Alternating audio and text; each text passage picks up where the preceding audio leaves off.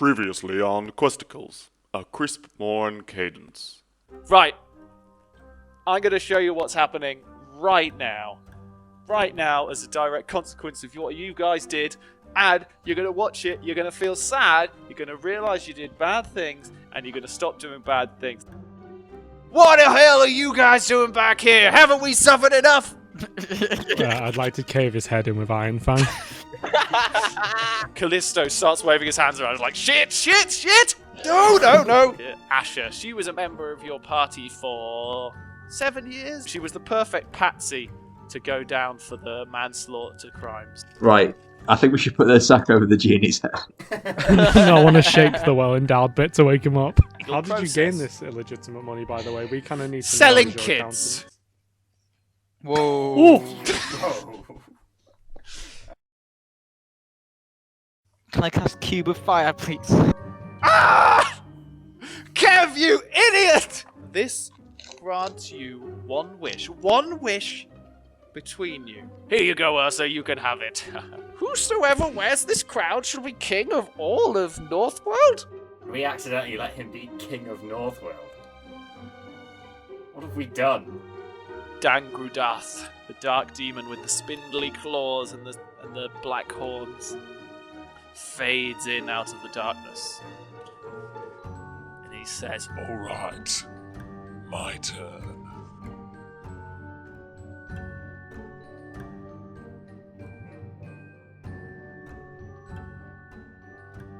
he sort of drums his fingers together as something materializes in front of you. And he says, now this bit is my favorite bit.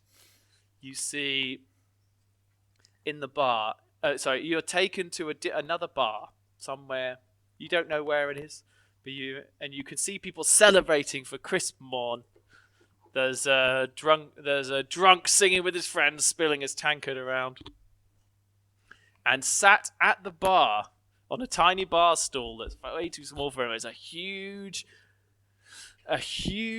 polar bear man with graying fur, a big grey streak down his head. His strength is clear, but he's aged. This is Ursa, but he must be like 80 years old now. Can I look at Ursa and say, Ursa, I think you know what to do? And Dandrudath points to him and says, time comes to us all. Well, not me. I'm immortal, but definitely you puny mortals. And You're immortal. I am, being a demon. Live forever, unless we're killed. But that's very hard to do. And the drunk starts dancing around and goes, and the bells ring out for Crispmorn Eve. Oh! And he bumps into Ursa and spills his drink all over. And old Ursa immediately flies into a rage, turns around, sheathes his claws, and just rends the drunk in up the front with 3 big streaks. Wait, the demon did this? No. Old Ursa did. Oh. Angry at the drunk for spilling a drink on him.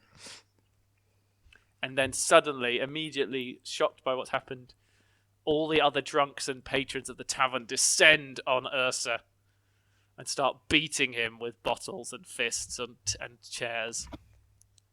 Ursa attempts to fight back, and he takes a few of them with him, but he's not as strong or fit as he was in his youth. And you watch as Ursa is beaten to death by a group of drunks on Crispmorn Eve. Dandrudath says, would you like to see it again? Yeah. Shows you it again. Poof, poof, poof, poof, poof. And let's see really it from good. another angle. Poof, poof, poof. You want to see it from Ursa's point of view? Easy. You're all looking through Ursa's spectator cam as see fists come on you. You didn't notice from outside, but one of the drunks pisses on him as well. It's a very undignified way to go. And Dandrudath says, but wait, there's more. You're in a living room.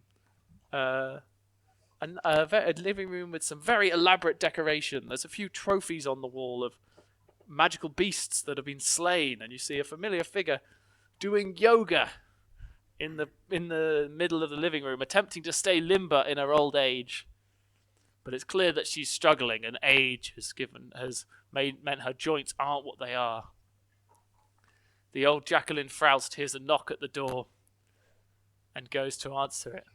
She sees two women and a man.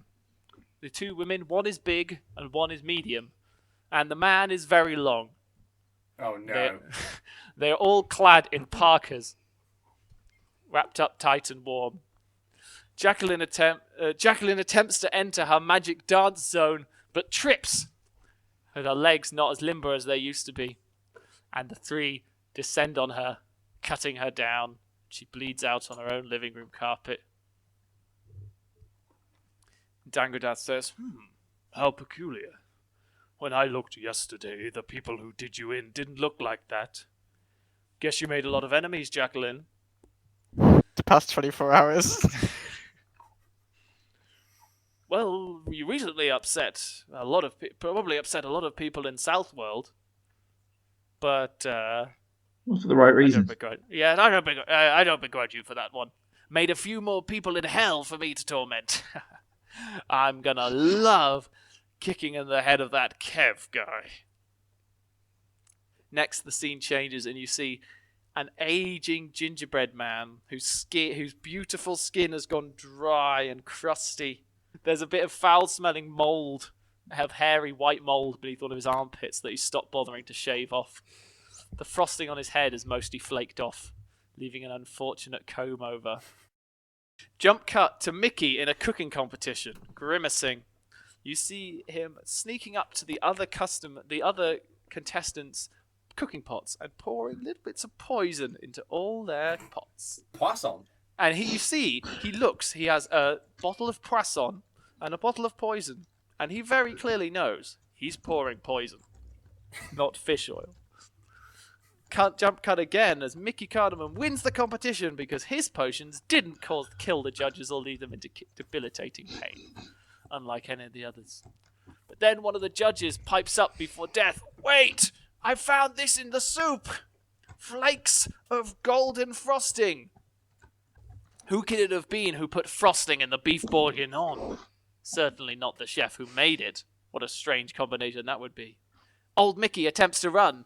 "You can't catch me, I'm a gingerbread," he says, before snapping in two because he's so old. His top half falls into the lake, where he doesn't drown, but eventually falls apart, turning to powder. Is he dead? Why are we? Never know. Why are we cooking by the lake? Cooking by the lake is a lovely place to cook. Lots of fresh water. Hmm. You can go swimming after you win. Looks like it did. Yeah, you did. It's a life well lived. Dandrudath says, "I told you this bit would be good. But, Buck, your future now is yet unwritten. But I can show you how old Buck died." Bang! You see again as Buck's blown. You see Buck's head shown, and he says, "Let's watch it again." Bang! Bang! Bang! Did we actually know that old Buck was dead? Because we left, didn't we? And then Buck just came out. Oh, you didn't know? Yes. I did. I assumed you knew. No, I guess you didn't see What? it. Who shot him? Who shot him? Young Buck did. Watch, there it is, right on the replay. Look, I can show you a bullet's eye view if you like. You follow the view of the bullet as it passes through. Can we go back? Do we see the inside of Buck's brains as we pass through? Yeah. Like Sniper Elite V. Can we go back in so new Buck can fight the other new Buck? So we can trade Bucks once again. So, yeah, you might have suspected, you didn't know for sure, young Buck shot old Buck. I think it had been alluded to a lot by Callisto. Well, Callisto didn't have that much issue with that bit, to be honest, compared to the other things. I don't like Buck anymore. You all told him. You know, you all told him. I didn't. Oh, you You didn't. instigated it. We didn't You think you'd do it. You're the one that Oh, wait, instigated no, it. it was Mickey that instigated it. It wasn't. Dandrudath says, It was Asher. I didn't really need to show you any of that. It's not particularly relevant. I just thought it was funny.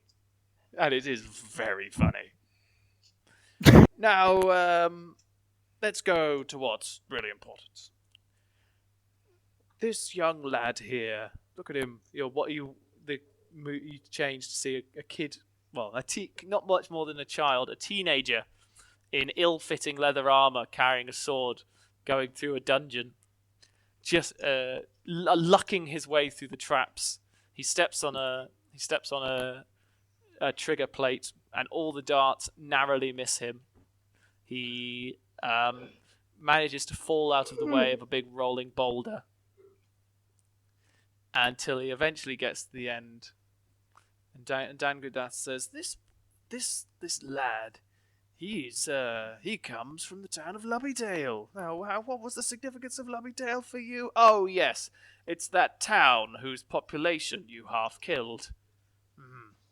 You see, We didn't do anything. Half saved. You see, this lad, Pip, his family have fallen on hard times, especially the ones who are dead. Oh, so we're just resorting to just playing Dickensian names now. And so Pip, wanting to make some money for his remaining family and seeing how lucrative adventuring could be, thought he'd try his own hand at sneaking into a dungeon. Only Pip doesn't realize that the scimitar infernum, he points as the boy Pip approaches a red sword encased in a magic barrier.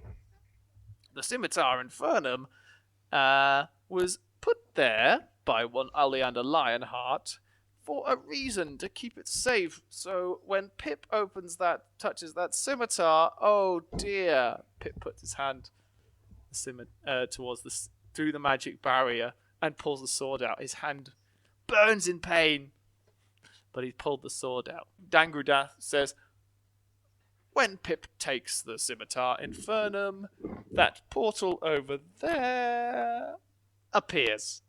Portal to hell. Oh dear. Dandrudath says, I'll tell you what, why don't you take this one? Clicks his fingers. You can feel the slight breeze from the exit of the dungeon.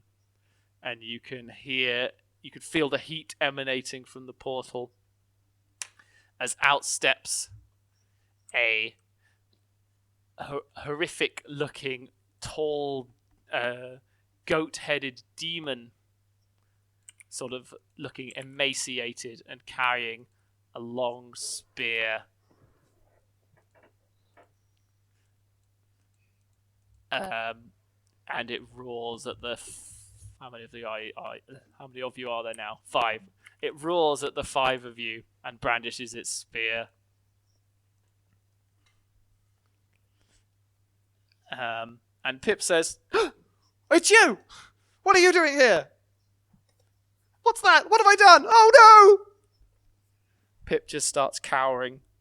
So, has it got any exposed eyeballs that I can shoot? It does have eyeballs. I shoot something at it, please. The demon rears back on it. No, it doesn't rear back on its hind legs. It's not a horse. It crouches and then leaps forward towards Buck, swinging its spear. I don't think that does hit, Sam. Does a 13 hit you?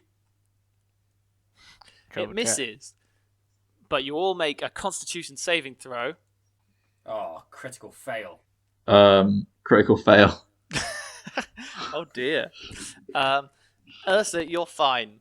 Your blubber protects you, but everyone else, you feel like your flesh. You feel your creeping sense within your own flesh as you feel it starting to rot, and you take 1d6 necrotic damage each. Sam, take 2d6 necrotic damage, and then roll initiative.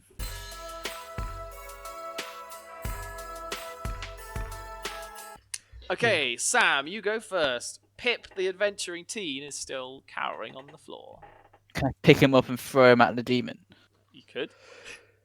Yeah, go on then, I'll do that. Make me a strength check.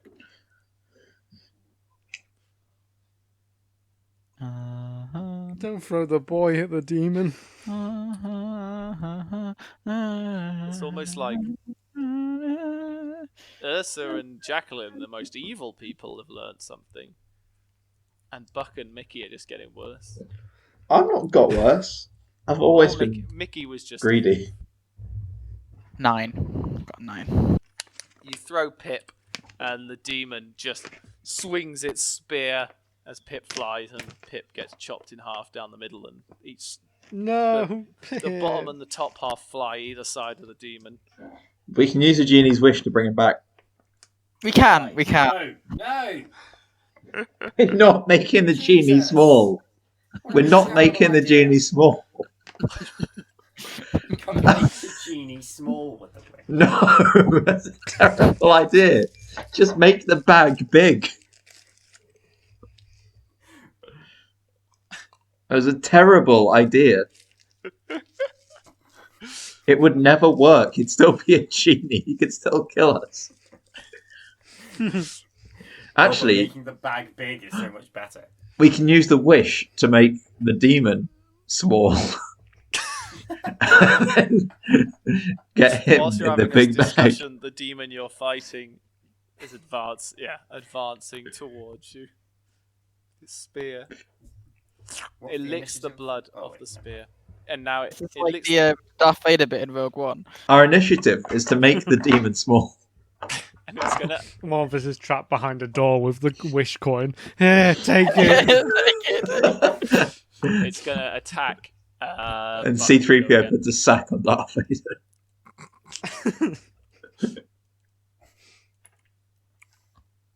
Just a sec.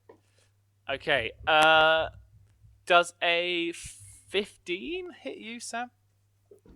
Yes, it does. It swings its huge spear at you, and you take Well 1d12 plus endowed. 2 piercing damage. You take 14 damage. Ugh. And Okay, now great. make a Constitution saving throw. 10. 10. That's a failure. You see festering boils start to appear up and down your arms. You feel your flesh is growing crusty as it's starting to rot on your body.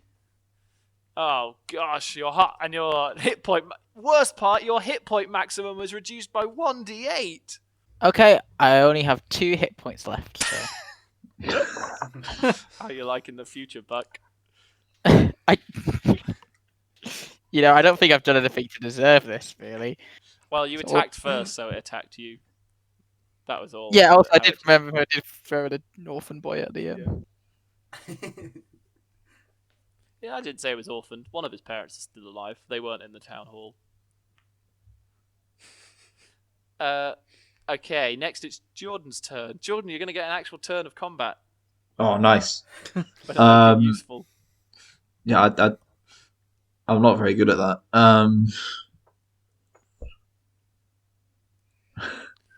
Is the demon in a 10-foot cube around me? You're all stood pretty close to each other, presumably. It's right next to Sam, having just stabbed him. Okay. Can I use my Fey presence to make the demon do a Wisdom saving throw, and if failed, it's charmed or frightened? Yep. Okay. I don't know how to do that. Oh, wait, it has to do a Wisdom rolls. saving yeah, throw. What's your So- spell save? What's your spell save DC? 14. It's not very wise. Oh, it gets a 6. So tell me, how do you use your magic to terrify this demon? I'm not. I guess I'll just. Well, it's Fey presence. So my Fey is Hugh Fernley Whittingstall of River Cottage. So I'll create a giant Hugh Fernley Whittingstall, threatening to cook him So with his big book of how to cook demons. Hugh Fernley Whittingstall appears, long curly-haired Hugh. Let's go for the legacy version. And he appears and just looks towards the demon and says, "You can make this with lots of food, but I like to use free-range meat." And then he picks up a kitchen knife and points it towards the demon. And then the demon goes "Rah!" and scampers off back through the portal. And then We won. Dandrudath appears and says, "Oh my goodness, you did it! Yes! You saved the whole world, and you learned a valuable lesson along the way. Well done, everyone." He pats you all on the back. "Good job, Mickey. You're a hero. Well Wait, it's dead already? done." And then you see more of these demons come out of the portal. And then a massive demon puts hands around the sides, it pulls itself through the portal, and you can see now through the portal there is a whole legion of demons approaching. And Dandrudath says, "Yeah, no, obviously not. Not gonna lie, this bit looks absolutely beautiful to me." And he clicks his fingers together again as you see what unfolds. The demons spill out of the dungeon, killing everyone in the nearby town of Lubbydale, and then to the nearby city, overrunning the prison where Alan works. And then they roam across the countryside, murdering as they go, torching things, destroying everything that they find. They reach the town of They reach the town of Brunton, where King Paul sits on his throne, and his army put up a valiant defense to save their king. But it's not enough, as the demon legions storm the palace and take Paul down, just as they do everyone else on the surface world. Dandrudath says, "I'm not gonna lie, it's absolutely beautiful, and it really pains me to say this. We demons, we cock up." Time moves forward again as you see the demons scrounging a barren wasteland, looking for people that they can torment, looking for evil people that they can send to hell to create new demons. But there's no one here. There's no fun to be had anymore. They start to fight with each other, killing each other. Some of them just die of plain boredom with nothing evil to do anymore. Well, even the demons are sad. The demons fight amongst themselves, and after a few thousand years, there's no one. He shows you the barren wasteland where not even demons exist. So, that's what happens. One cruel act sparks another, and another, and another, and before you know it, someone's opened a portal to hell. The demons have got exactly what we wanted, and it's like when you go to a buffet and you fill your boots with far too much food and you've accidentally doomed the entire reality. You know how it is.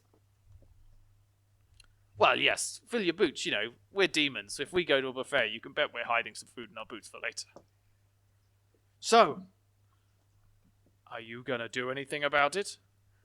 Balaton thought you could change, and Callisto figured he'd give it a go. I think you're the most vile pieces of scum that ever walked the earth. And trust me, I know vile pieces of scum. But I don't believe you'll ever change. What's it to be? I could just kill you now and be done with it. Then I could enjoy torturing you forever in hell. I've got intricate torture machines planned for the lot of you. I can explain them in detail if you like. Yes, please. Yeah, go on.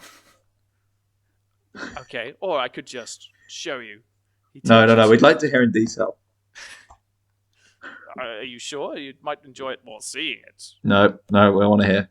Fine, I'll Want to hear describe first. it. So, Mickey, what do you love most in the world? Torture. Being tortured? Yes. I thought you'd say food and beauty. No, what I'd absolutely hate in hell is to not be tortured. Wink. Well, that's a shame because the plan involved cooking you, essentially. There's Oh no, I'd love that. love. You really should do that. I'd be very happy.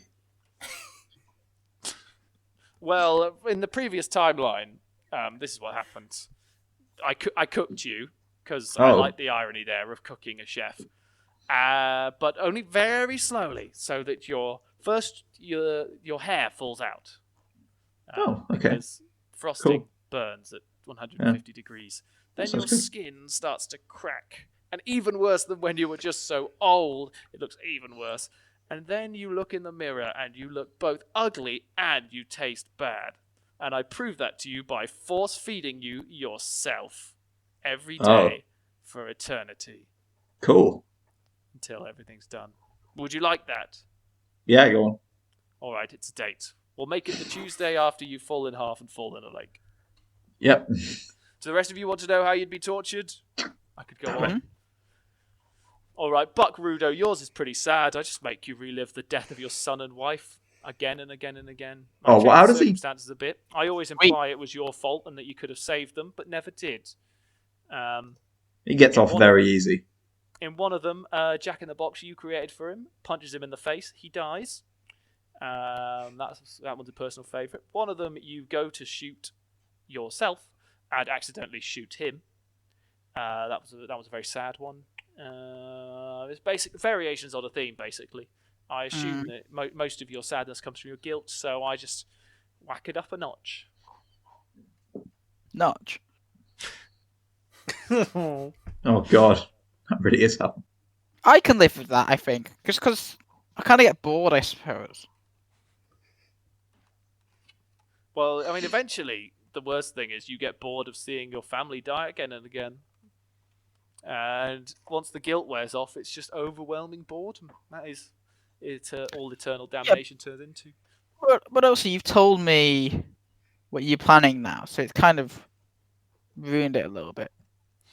Well, we'll figure something out. Yeah, Unless yeah. you Let's workshop it. Yeah, yeah. There's still time to change, of course. You don't have to go to hell. If you What would we have to do to not go to hell? Well, I'll leave that to you to figure out. Being the Lord of all evil, it's kind of hard for me to It's too even late now. figure. We're in this wasteland where nothing exists and the demons have died, and what can we do now? Well, this is only the future that happens if you don't change yourselves. If you don't make amends. Too much effort. Yeah, that's a point. Look, guys, Should we I just? think that maybe we should just do what the demon says and make amends. Because I've been feeling like making amends anyway. I kind of didn't really need the whole world-ending thing. Yeah, I don't know about you guys, but I really liked Alan. Yeah, it Yeah, was I cool. really liked Alan. I liked the whole thing he had going on where he had a wife and she posed for his naked drawings and Maybe they were we- happy together, and she's dead obviously. That's not great, but so just to clarify, is this the Alan that you froze to death, or the other Alan Oh. that you met in the prison? no. I mean, I was coming to thinking I about don't quite think- liked Alan as I well. don't think that Really Alan- frozen If Alan. I spent more time with him, I'd get to know him a bit more, and Yeah. maybe I wouldn't have frozen him to death. We never found out about his wife. Well, he What? was 6. Well, if there's any lesson to be learned here, it's that if you don't do things for the goodness of other people, do it out of your own selfishness. And that, if anything, is the true meaning of Crispmorn. So, you've got your coin. You decide how to make things work. Toodaloo! I'll be torturing Kevin in hell. Bye-bye. Kevin Hell? Who's that?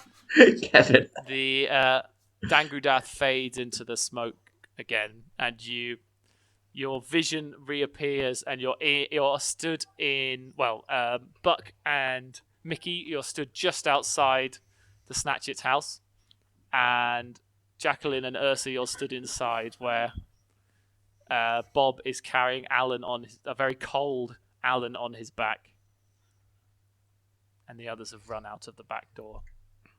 Okay, look, guys, we've got a few options here. Okay, so option Yeah. one. I've got one we option stick here. with the plan. We stick with the plan that we always had to make the genie small. It's a good plan. All right, I'm not saying It's a terrible plan. It's a terrible plan. but Once he's but I don't small, he think doesn't that's what stop the being a devil genie. guy was. I don't think that's what he was going for with his impassioned speech at the end there. No, that is what he was going for. By the way, when I said all that stuff about torture, it was a bluff. I don't know. What do you think, Buck? What other options? What other options are there again? Our other option, and another option we have He believed me. is we can restore the town of Lubbyhaven because I don't know. I stuck up for us when we were there, but I was feeling kind of bad about it. We did kind of destroy the town a bit. Maybe we could have done it a bit cleaner. I don't know. What if we find a new giant, lead it there, and then kill it? No, I think you're also thinking on the wrong lines. If we do it all the same, but again, And then it'll kill the other half of the town. So, And then nobody's we to could make us restore- feel guilty. Maybe all those that Pip's dad or mum wouldn't have died. Things would be different. He wouldn't become a warrior who would unleash the demon accidentally. Who would, unleash a bunch of other demons. A lot of people wouldn't have died. I think that might be nice. But then also, we do have this family who we've kind of torn apart. Maybe we could think smaller and do something nice. Wait, so the demons, they're only coming to kill everyone because that little kid's releasing them, right? Well, the kid fought the big demon, and the big demon released him, didn't he? no, the kid took the scimitar out of its magic barrier, and that opened a portal to hell. One demon came out right, first. That was just the I have a herald. Then I have a the other logistics question. Is Small Paul still in the bag? demon. Okay, No, he's out the bag. He's gone so home. right? okay, so So he's in the Doom Small timeline. Paul, Small Paul, what you did, you teleported first into the past, then into the present. While you were in the present, it was at the same time, and you were doing something. So right now, at this moment, another version of you is freeing Asher and Bork from a prison. Small Paul is now standing in the street with Bork and Asher. Sorry, standing in Kev's house with Bork and Asher. Wait, the genie left. So the genie left him in the past. No, the present. Oh, The okay. genie was the ghost of Crispmorn present. So, Yeah. Crispmorn Eve currently in the house of a man you've burnt to death. Bork, Asher, and Small Paul stand. Who knows what's going on there? Wait, in the pub, right? No, so you went to after you burnt Kev alive. You went to his house to Oh, get the yeah. documents. So Small Paul is no longer in your sack. But he is still Okay. king. So Small Paul's no longer in the sack, but he is in the present. We're not going to find him like aged up however many years. Well, he is technically the king. Why don't we tell Yeah. Bob Cratchit? I know what's his name. Bob Snatcher. No. Bob Cratchit's of a different You know what type. you're thinking of. Bob Sorry, yeah. Snatchit. That's my Bob friend's name. No. Cratchit's Discworld. Why don't we tell him that he's got a new big house he can move into called the Royal Palace?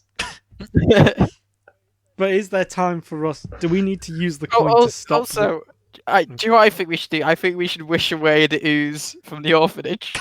Oh, that's not a bad idea. I forgot about That's that. not a bad idea.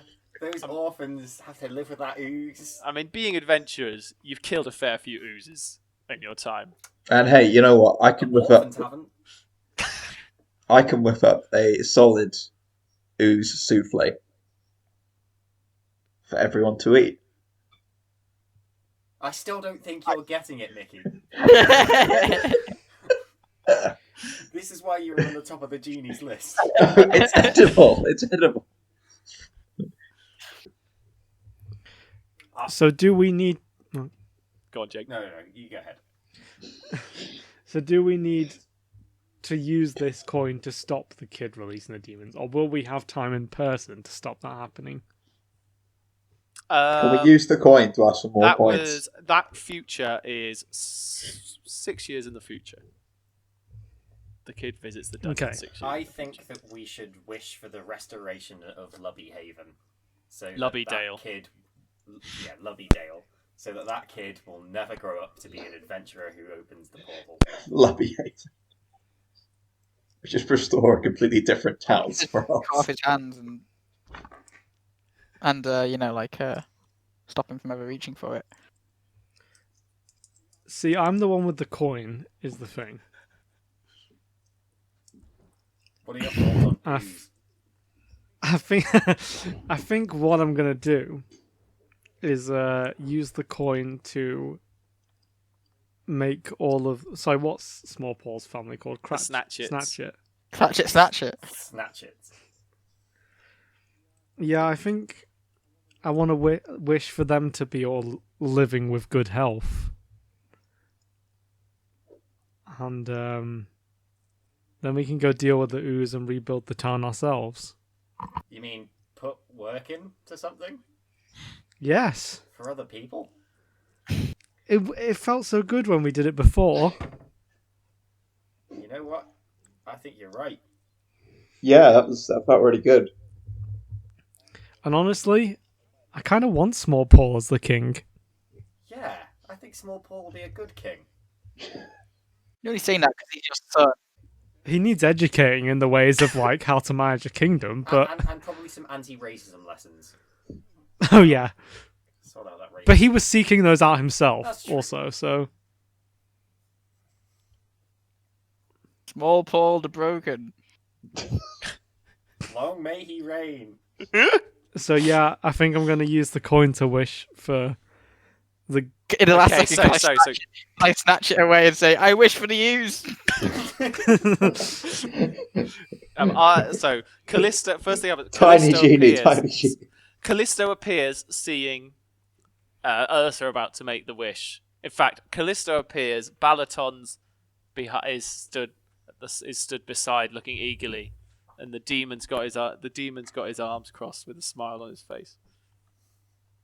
Are you going to attempt to steal the coin, Sam, before Jake makes his wish? If I say I wish for the use, I fully expect the big tsunami of ooze to suddenly come and engulf the world, and then it's for the story to end there. So I'm in two minds about it, to be honest. Well, so Callisto says to Ursa, "What's your wish, Ursa? Think very carefully about the wording." I wish for the Snatch It family we knew to all be alive and in perfect health. It is done. Is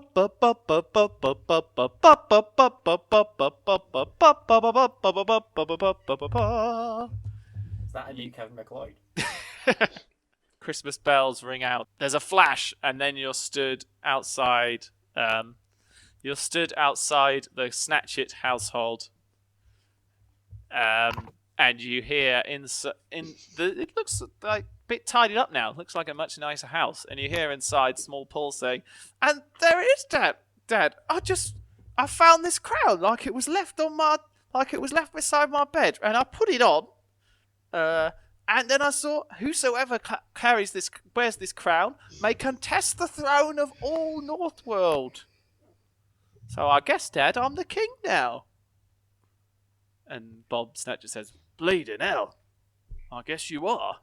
And he kneels to his new king. And he said, should kneel too. he says, "Hang on, there's someone at the door, probably some carolers. Can you get that medium Fanny?" Medium Fanny goes to open the door to find you four outside. We wish you a Merry Crispmorn. We wish you a Merry Crispmorn. We wish you a Merry Christmas. And a happy crispy year. Want some figgy pudding? Stamp our foot down. Our hooves. Can I offer them a Yes. Can I offer them a Crispmorn turkey, cooked to perfection, or whatever the bird of Crispmorn is? And so Some Crispmorn gammon. The demon, Dandrudath the demon, turns to the camera and says, "And so the world was saved after spending Christmas with Jacqueline's family." Didn't see that one coming. After spending Christmas with Jacqueline's family, the heroes spent Boxing Day clearing the ooze from the orphanage, and they were there soon enough that they were able to pull several orphans out, still mostly undigested. And then they travelled to Lubbydale. There in Lubbydale they apologised for their cruelty, for their greed, while Small Paul travelled to the palace to stake his claim on the throne. No one knew how the crown got to him, but there was no denying that he had it. They wondered if they could have just wished to bring back everyone who died, but they thought an apology would be better. So they helped them rebuild the town. And while it may not have brought those dead people back, it did look like a very nice town hall. And so there ends our story. A lesson was learnt somewhere along the way, and demons still exist. Win-win for me, and Balaton's plan worked, though, if anything, her part in this made things almost catastrophically worse. So she could go suck it. It was all on me, and Callisto, and maybe, I don't know, the true kindness that lives inside a human heart. So, Centaurs and tieflings. And centaurs and tieflings and gingerbread humans and Small Paul. No, I specifically didn't say that one. What? Yeah, Mickey didn't really seem to learn that I much. made by him. the end. I made him the king. I gave him the crown. Because you tried to steal the crown. Yeah, I gave him the crown. I said, you know what? He deserves it. He's been through a lot. It doesn't matter. It does. I made your son the king. You're ruining Jim's ending. I forgot it's his son. And so all that's left to say is, go on, Small Paul, you take it. God bless us, everyone! Gods, you mean, Small Paul? Yes, gods!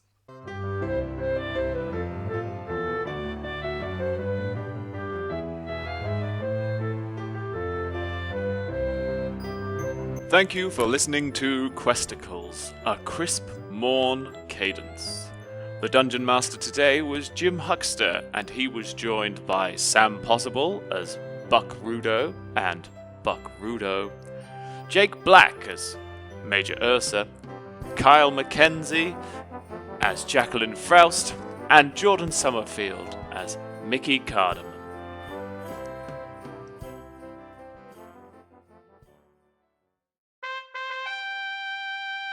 All rise for King Paul the Small. Sire, what shall be your first proclamation?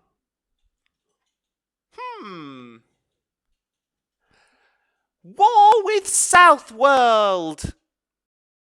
Yay?